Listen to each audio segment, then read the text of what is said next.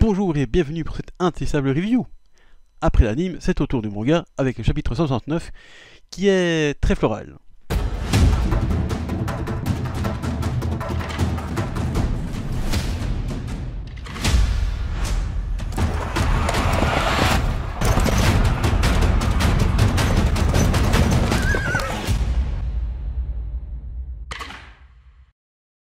Le chapitre commence par l'arrivée de Tokiyuki sur le champ de bataille, où il espère toujours revoir Akie. Heureusement pour lui, le noble du Nord est toujours en vie malgré sa blessure mortelle. Décidément, c'est comme Takoji, il était mortel.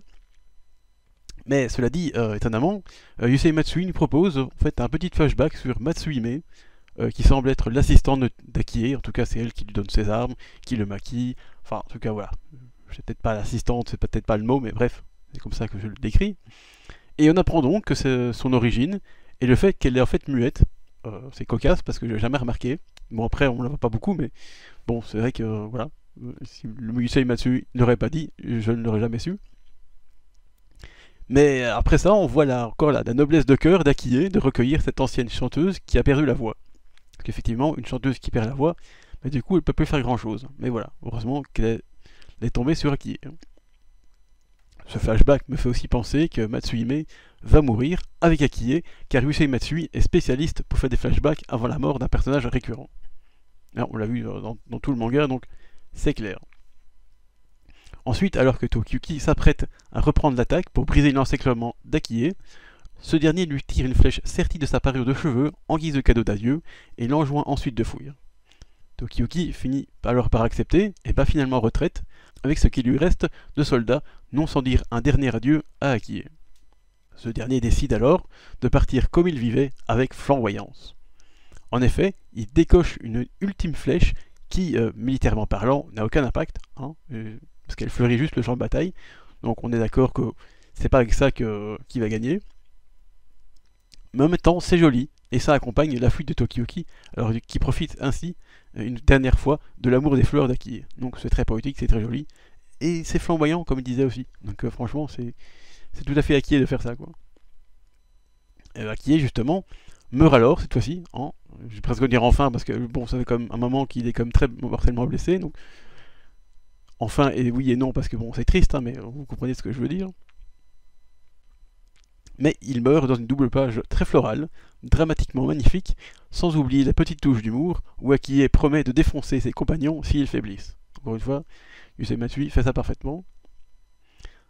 Akie est vraiment mort cette fois-ci, et il est mort comme il a vécu, comme je le disais, car Yusei Matsui lui a vraiment bien rendu justice dans cette double page, et personnellement, j'avais un peu peur que cela ne se passe pas finalement, parce que je craignais que Moroyasu tue Akie rapidement, comme l'avait ordonné Takoji.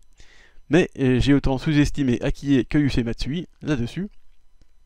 Et du coup, voilà, parce que le mangaka n'a jamais raté les derniers moments d'un personnage important. Et encore une fois, là, il ne rate pas du tout.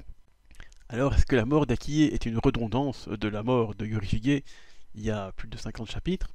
Oui et non. C'est vrai que, bon, effectivement, on est de nouveau à un stade où, Tokiyuki a mené une bataille avec son protecteur. Et il a perdu la guerre, enfin la bataille en tout cas. Et son protecteur est mort. Donc, comme la deuxième chute de Kamakura, si je ne me trompe pas, Yorishige a trouvé la mort à l'issue de la bataille. Ici, Akie, c'est pareil. Mais en même temps, je sais pas, j'ai pas l'impression que ce soit complètement la même chose. Bon, dans l'idée, oui. Mais je sais pas, je trouve que Yusei Matsui a réussi à tourner ça sans qu'on ait vraiment une envie, enfin pas une envie, une impression de redondance. Bon, après, ça fait 50 chapitres aussi. Quand je dis 50, c'est peut-être un peu plus, mais ça doit pas être très loin. C'est un peu plus, mais bref. Voilà, moi j'ai pas une impression vraiment d'une redondance vraiment claire. Je me dis, tiens, il nous refait du recyclé, il a plus d'idées. Moi je trouve que Akie a eu sa propre mort, qui est, je trouve, différente de celle de Yorishige. Et en plus, bon, Yorishige, il y a quand même un truc bien spécifique avec Tokiyuki qui s'est coupé les cheveux, enfin c'était une symbolique assez forte. Bon, ici, avec Akie, c'était aussi quelque chose, mais je pense pas que ce sera pour être aussi fort parce que la relation n'est pas la même. J'ai toujours l'impression que Yorishige c'était plus une relation père-fils, alors qu'ici avec Akie c'est plutôt une relation grand frère, petit frère, donc forcément la relation n'est pas la même. Et du coup, les adieux sont pas les mêmes. Puis voilà, Tokiyuki en plus a pris un peu d'âge et aussi de maturité. Donc voilà, c'est pas pareil tout à fait, mais c'est vrai qu'on pourrait se dire, voilà, il refait la même chose, et peut-être que dans 50 chapitres, on aura le troisième protecteur de Tokiyuki qui va aussi mourir. Décidément, ils sont maudits. Mais non, moi personnellement, ça me dérange pas plus que ça. Donc voilà. D'ailleurs, Tokiyuki, hein, pour dire ce que j'ai dit un peu tout à l'heure, le dit très bien, hein, la case après. Hein, jusqu'au bout, il aura brillé, et effectivement, il meurt avec brillance, flamboyance, tout ce qu'on veut, les adjectifs magnifiques qu'on peut dire.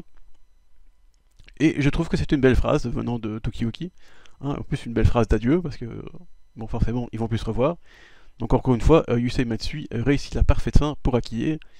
C'est nécessaire, parce que c'est comme un personnage devenu important depuis une cinquantaine de chapitres. D'ailleurs, cette brillance est si intense que même l'impitoyable et stratège Sasaki Doyo, qui est toujours là, moi je pensais qu'il était déjà parti depuis longtemps, mais non, il est toujours là, le garçon. Il a été impressionné par cette flamboyance, et il l'est tellement en fait qu'il en perd l'envie de poursuivre Tokiyuki et ses soldats en fuite. Bon, à mon avis, dans la réalité, c'est une petite facilité scénaristique pour montrer pourquoi les forces Ashigaga ne poursuivent pas Tokiyuki. Mais voilà, moi je trouve ça joli quand même. Voilà, mais c'est joliment fait et ça n'est pas très ça fait pas artificiel du tout. Hein, ça reste quand même, allez, ça reste cohérent dans un sens. Donc voilà, c'est encore très bien joué de la part du Yusei Matsui. Et ensuite, on a bien sûr le moment culturel du chapitre, hein, parce qu'on en a souvent, avec l'affirmation qu'Aki était le dernier noble notable de cette époque, hein, celui qui a vraiment eu de l'influence. Après, apparemment, ils en ont perdu. Mais voilà, grâce à ça, les nobles continuent à avoir de l'influence dans la culture, et c'est ce qui a donné la culture de qualité au Japon. C'est ce que Yusei Matsui dit. Donc voilà, encore une fois, c'est pas grand chose, mais moi je trouve ça toujours intéressant d'avoir des petites infos comme ça, par-ci par-là, sur l'époque et sur le devenir ensuite, après. Hein, moi je trouve ça très intéressant. Mais voilà, c'est rapide, c'est bien fait, ça fait plaisir. Mais du coup, après ça, le chapitre se conclut par un Tokiyuki ragaillardi par le souvenir d'Akie, mais aussi de Yorishike, n'oublions pas, et promet de régler ses comptes avec ses ennemis. C'est une belle déclaration, tout comme la pleine page d'ailleurs, dans laquelle il a dit ça. Et donc je suis vraiment curieux de voir ce que va faire Tokiyuki maintenant, qu'il est à nouveau privé de son protecteur. Hein, donc après Yorishige, ben voilà, il est privé de Akie. Alors va-t-il devenir lui-même un protecteur pour ses soldats, ou va-t-il en trouver un nouveau? Ça c'est une question qu'on peut se poser. Je dirais juste qu'il serait cocasse, par exemple, qu'il aille rejoindre Nita Yoshisada par l'entremise de son fils, hein, Tokujumaru, qui est, je suppose, toujours vivant. On l'a pas vu depuis quelques chapitres, mais on suppose qu'il est toujours là quelque part. Car bon, on sait bien que Tokiyuki n'est pas très fan de Nita Yoshisada, parce que c'est quand même lui qui a mis à sac Kamakura en 1333. Mais en même temps, je pense que niveau détestation, je pense que Takuji est largement au-dessus, donc ce serait pas complètement impensable. Surtout s'il y a Tokujumaru qui est avec lui, et donc qui pourrait peut-être tempérer un peu les inimitiés de Tokiyuki à l'égard de son père. Donc voilà, c'est donc terminé pour cette review, qui était assez rapide comme toujours pour le manga, et je vous donne donc rendez-vous très vite pour le chapitre 170. Au revoir.